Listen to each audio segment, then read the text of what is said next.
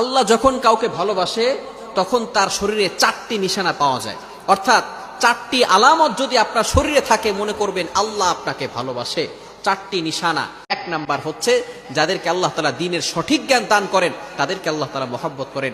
Number 2, দ্বিতীয় number হচ্ছে যারা বেশি বিপদে পড়ে আল্লাহ তাআলা তাদেরকে মহব্বত করেন। যার শরীরে দেখবেন একের পর এক বিপদ আসতেছে, অসুস্থতা আসতেছে, বারবার বিপদ, একের পর এক বিপদ, একটা বিপদ যাওয়ার পর পরে আরেকটা বিপদ আসতেছে, আপনি হতাশ হবেন না প্রিয় ভাই। আল্লাহ তাআলা আপনাকে ভালোবাসেন। এই কোটি কোটি মানুষের ভিতরে আল্লাহ তাআলা আপনার প্রতি ফোকাস করেছেন, আল্লাহ তাআলা আপনাকে ভালোবেসেছেন বিধায় আল্লাহ পাক রব্বুল আলামিন আপনাকে বিপদ দিয়েছেন। মনে রাখবেন নবীদেরকে আল্লাহ তাআলা বিপদ দিয়েছেন। ইব্রাহিম আলাইহিস সালাম খলিলুল্লাহ এবং মিল্লাত আবিকুম ইব্রাহিম, যিনি সকল মুসলিম উম্মাহের সকল মুসলমানদের পিতা এবং সকল মুসলমানদের লিডার নেতা, সুতরাং ইব্রাহিম আলাইহিস সালামকে আল্লাহ তাআলা সবচেয়ে বেশি কষ্ট দিয়েছেন।